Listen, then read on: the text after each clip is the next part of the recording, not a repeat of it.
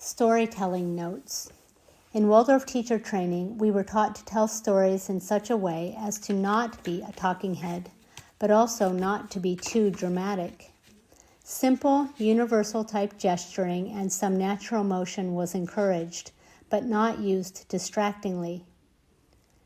We were also taught that storytelling in the classroom should stand as it is and not be riddled with questions, teacher or student asking.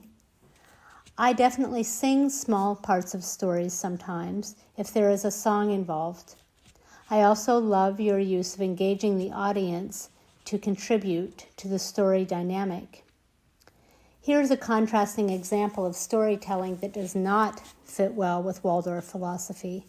A teacher I know was taught to read or tell stories to support literacy by quizzing the students throughout. Quote, "Who went to the store?" And "Which animals did they see on the way?" Unquote. To emphasize the structural components used to teach writing skills like sequencing events, memorizing details, noting plot devices, summarizing, and overtly stating morals. Waldorf stays away from waking children up to this academic awareness of writing constructs during story.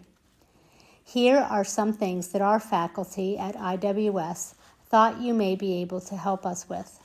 So this was actually a note that I wrote to Regi Carpentar, a professional storyteller who came in to talk to the faculty and do a workshop on stories.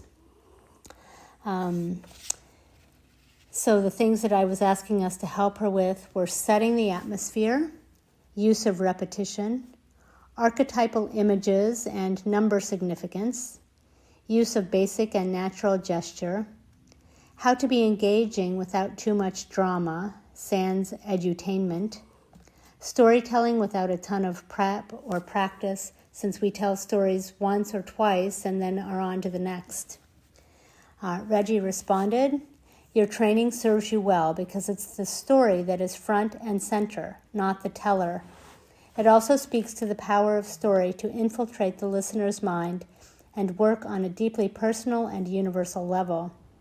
In just that brief hour, we can only focus on one thing well." She's referring to the workshop she would be doing. "My focus would be to saturate the teller in the images of the story. This organic connection will allow the body, voice, and connection to happen naturally. The idea of grilling children on the components of the story is so disrespectful to teaching kids and to the telling of the story."